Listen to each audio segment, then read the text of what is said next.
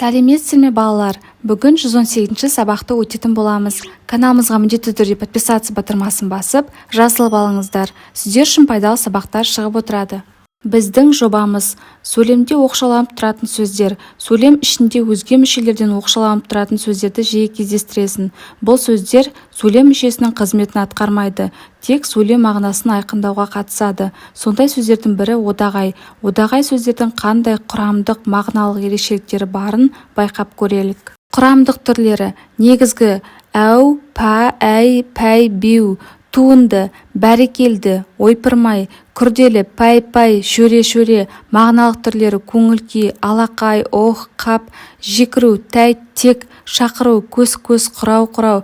Одағай сөздер сөйлемде жай қалыпты дауыспен айтылса, үтір арқылы ажыратылады. Бәрекелді, өнерлі бала екенсің.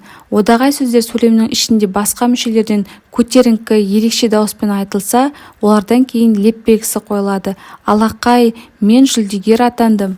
Әдебиеттік оқу кітабынан одағайы бар мәтін тауып, одағай сөздерді құрамы мен мағынасына ажырат. Шіркін, табиғат көптеген тылсым құбылыстарға толы ғой. Соның бірі жаңбыр.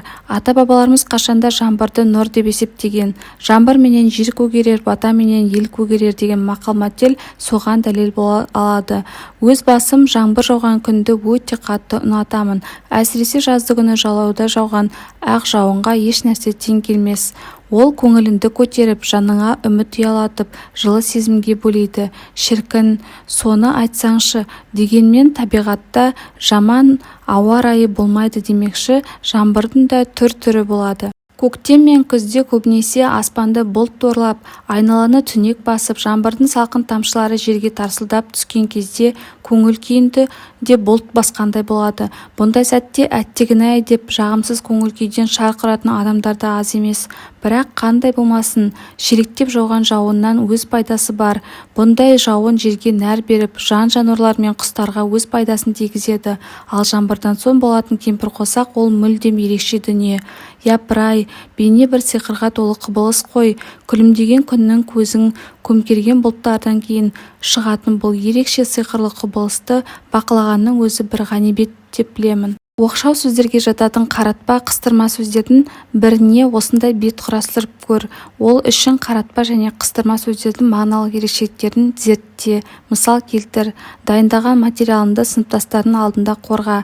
Одағай, оқшау сөздер, қыстырма сөздер және қаратпа сөздер. Олай болса, қыстырма сөздер туралы айтайық. Өздері сөйлем мүшесі бола алмайды. Сөйлемнің басында, ортасында, аяғында кездеседі. Сөйлемдегі ойға сөйлеушінің қалай қарайтындығын білдіреді. Сөйлемдегі ойды нақтылай түседі. Ойдың кімнен шыққандығын, болжам, өкініш, аяныш, қуаныш білдіру сезімдерін көрсетеді. Сөйлемдегі ойға, оның айтылу тәсіліне, айтушының көзқарасын білдіреді. Қыстырма сөз сөйлеушінің не жазушының айтылған ойға әртүрлі көзқарасын, сезімін, күмәндықты, сенетіндікті, өкінішті, ренішті, сондай-ақ ойдың кімнің тарапынан екендігін білдіретін моральдық мәні бар сөздер. Қыстырма сөз бір сөзден немесе бірнеше сөзден тұратыны белгілі. Кей реттерде сөйлем түріндегі қыстырма сөздер кездеседі. Қыстырма сөздер сөйлем мүшесі бола алмайды. Мысалы, осының бәрін әрине жалғыз істей алмайсың. Жаңылмасам сені бір жерден көрдім. Бәсе, солай болады деп айтып едім ғой. Ол меніңше тапсырманы орындамай келмейді. Қыстырма сөз ретінде жұмсалатын сөздер: әрине, сөз жоқ, шынында, мүмкін, сірә, сонымен, дегенмен, менің ойымша, менің пайымдауымша, қысқасы, сөйтіп, біріншіден тағы басқа сөздерді қолдануға болады. Сөз тіркестері де кейде жеке сөйлемде қыстырма болады. Мысалы, аяз қарағандықтан болу керек, барлығының беттерлері қатпарланып, қопсып түсіп жүреді.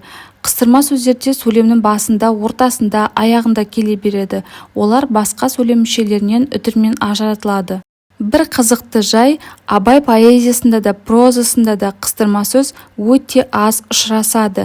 Әдетте мәдениетті сөйлеу, жазу дәстүрінде қыстырма сөзді көп қолдана бермеген де дұрыс.